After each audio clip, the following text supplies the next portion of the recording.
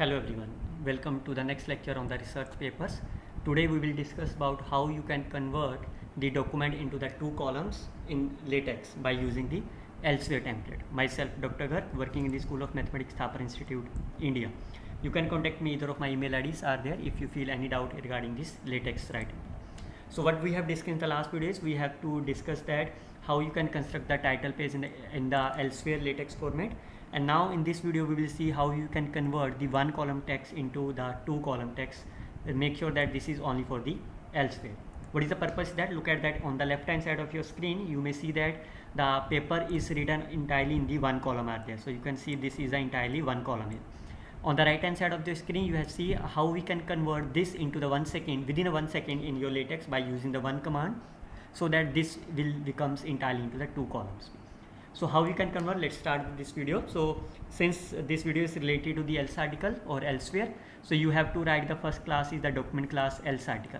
Make sure that the else article.clc file you have to put up in the same folder where your main file is here. So look at that. You have written any of the documents are there. So suppose this is your document which is written entirely in the one line.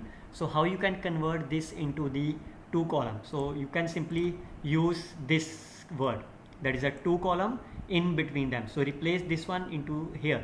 So if I just replace for you like here, you can see on your first line I can add here the two column.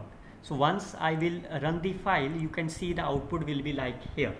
So what is the output? You can see that there is a overlapping between the text. You can see if I run the file for you, so you can see this is the running and this is the output of them. So and you can see this output, the text will be overlapping, this abstract will overlap with the other of them. So it means this the two column is not recommended for use in your research paper.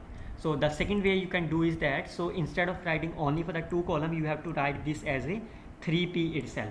So what is the meaning of this 3p? If you write this comma 3p along with this, then your text will be written clearly in the two columns. Look at that. If I write again here as a 3p, so if I run the file, you can see the title of the paper, abstract are written in the top of the page, while all the text are written in these two columns are there.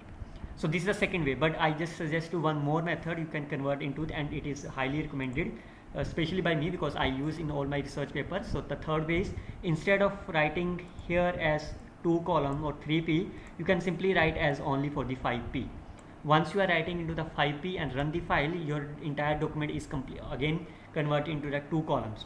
What is the difference between the previous one is that you can see one, if you look at very carefully, see the outspace, the text and the left margin are there. But if I write here is instead of the two column 3p, if I write as a 5p, look at the spacing between them and here.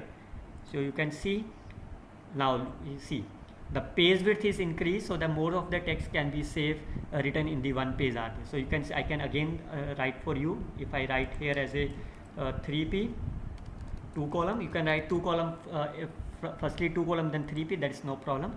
You can see there is a spacing between them are there, right? Rest or entire is of the two columns. So I can replace them again with the say 5p.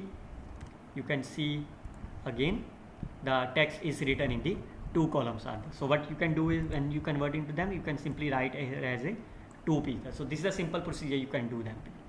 So also we will see in our next class how you can write the long table within the text. For example, you can see that if I just run the file one for again for you. So if you look at the table, if you have some tables are there or some equations, so you can see if I have this table, you can see this table has outside the page width.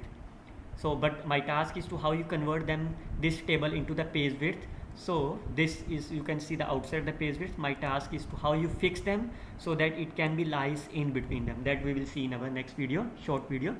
Till then, you can simply follow this link for finding the more updated video on the LaTeX and other research findings. Thank you very much. Happy learning.